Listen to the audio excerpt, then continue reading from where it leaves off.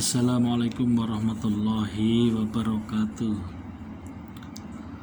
Alhamdulillah, assalatu wassalamu ala rasulillah Sayyidina Muhammad ibn Abdullah wa ala alihi wa sahbihi wa mawala.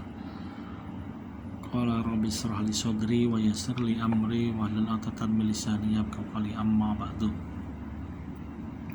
Sahabat-sahabat sekalian dan pemirsa, pada kesempatan ini saya akan menyampaikan tentang materi kebahagiaan orang-orang mati dengan amal-amal kebaikan keluarganya yang masih hidup dan sebaliknya.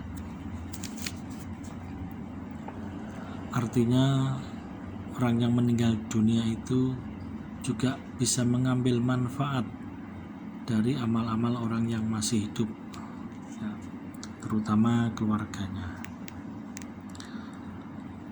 Diriwayatkan dari Sufyan, dari orang-orang yang mendengar dari sahabat Anas bin Malik radhiyallahu an berkata, Rasulullah Shallallahu alaihi wasallam bersabda, sesungguhnya amal-amal orang-orang yang masih hidup itu dipintakan atau diberikan kepada teman-teman mereka dan orang tua, bapak-bapak, ibu-ibu mereka, simbah-simbah mereka yang telah mati. Jika amal itu baik, maka mereka memuji kepada Allah Ta'ala dan merasa gembira. Jika mereka melihat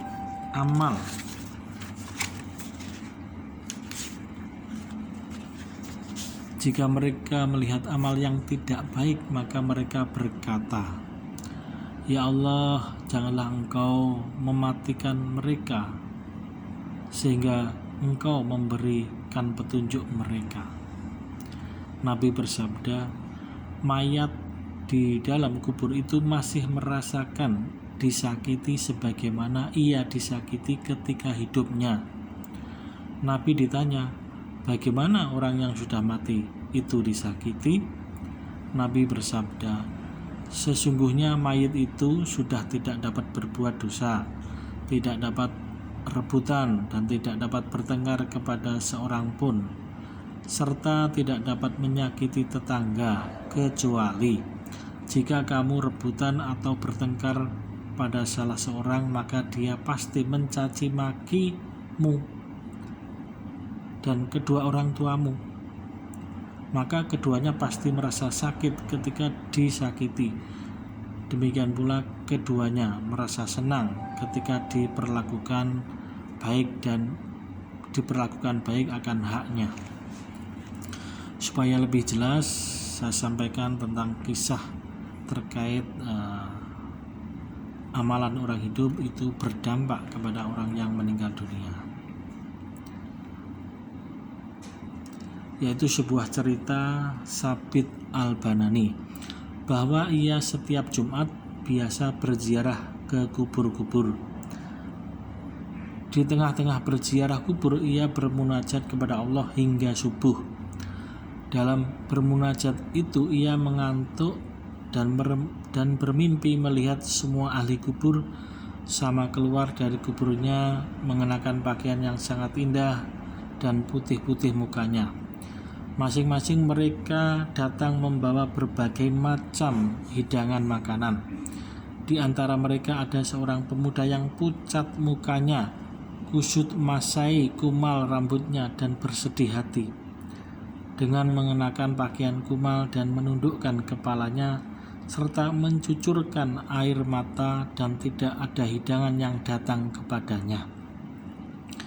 Kemudian para ahli kubur itu kembali ke kubur mereka dengan merasa senang dan riang gembira, sedangkan pemuda itu pulang dengan kesedihan dan kekecewaan. Sabit Al-Banani lalu bertanya kepadanya, hai pemuda, siapa Anda sebenarnya dari para ahli kubur? Mereka sama mendapatkan hidangan makanan dan pulang dengan bersukaria. Tetapi mengapa Anda tidak mendapatkannya dan merasa susah? Jawab pemuda itu, ya Imamul Muslimin, Di antara para ahli kubur itu saya adalah orang asing. Tidak ada orang yang ingat berbuat kebaikan dan mendoakan kepadaku. Adapun para ahli kubur yang lain itu, mereka punya anak-anak dan kerabat serta teman-teman yang sama ingat dan mendoakannya serta berbuat baik dan bersedekah setiap malam Jumat yang pahalanya semuanya disampaikan kepada para ahli kuburnya. Sedangkan saya ini seorang yang menunaikan ibadah haji bersama ibuku. Ternyata ketika kami masuk negeri ini, saya mati dan dikuburkan di negeri ini. Kemudian ibuku kawin dengan seorang lelaki, lalu dia melupakan aku. Tidak mau ingat mendoakan dan bersedekah yang pahalanya ditujukan kepadaku. Maka aku menjadi orang yang terputus dari rahmat Allah dan senantiasa susah pada setiap waktu dan masa. Sabit berkata, "Hai pemuda, beritahukan kepadaku tempat ibumu. Nanti akan saya beritahukan kepadanya tentang berita keadaanmu." Maka berkatalah pemuda, "Wahai Imamul Muslimin, ibuku berada di kampung tertentu dan di rumah tertentu.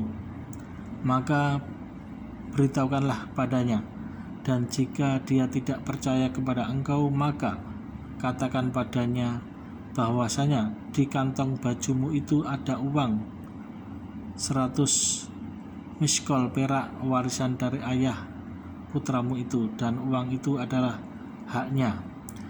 Nanti setelah engkau mengatakan seperti itu, maka ibuku pasti merasa percaya dengan pertanda ini." Al-Kisah, setelah Sabit mencari ibu pemuda tadi dan menjumpainya,